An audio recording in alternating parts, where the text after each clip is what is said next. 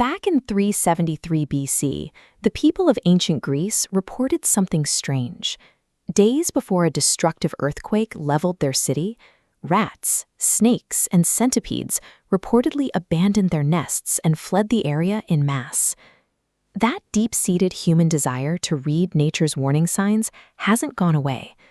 Today, people still look for precursors in animal behavior, bodily aches, or unusual cloud formations in the sky.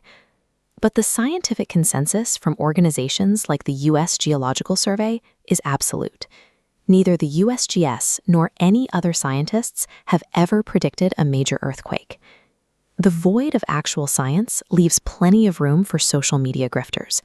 They'll claim they can forecast disasters by casting a massive, vague net, predicting a magnitude 4 earthquake somewhere on the West Coast over a 30-day window.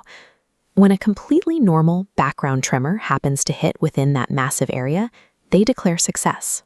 We inherently seek out patterns in the noise because it makes the world feel safe. However, relying on fake precursors and vague guesses creates a dangerous illusion of control. To understand why vague claims fail, we have to look at the rigid criteria of the scientific process. A legitimate earthquake prediction must definitively lock in exactly 3 distinct elements. First, you have to state the exact date and time the earthquake will strike. Second, you must pinpoint the precise location of the epicenter. And third, you have to specify the exact magnitude of the event. Modern science cannot consistently provide all 3 of these variables at once.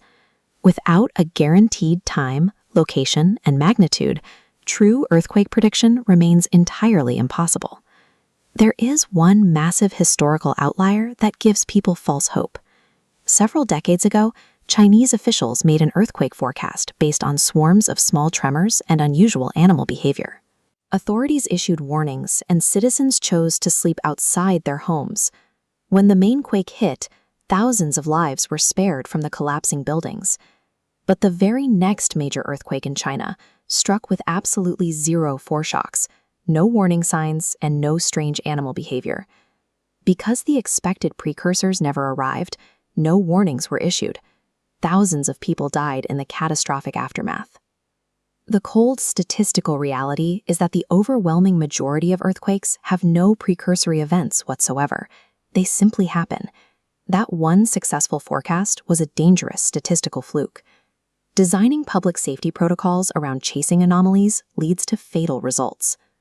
Public misunderstanding of how faults work heavily fuels the fear of unpredictable quakes, especially the myth that a magnitude 10 megaquake could destroy a continent.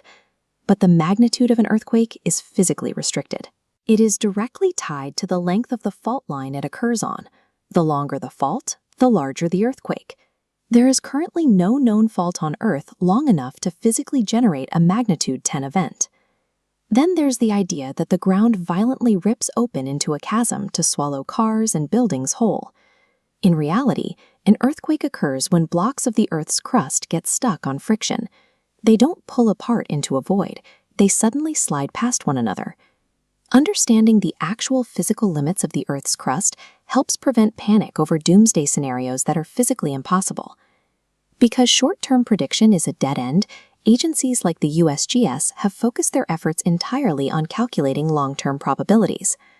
By utilizing complex hazard mapping, scientists calculate the statistical likelihood that a significant earthquake will hit a specific region within a certain number of years. We've also developed technological alternatives to prediction, like the Shake Alert earthquake early warning system on the West Coast.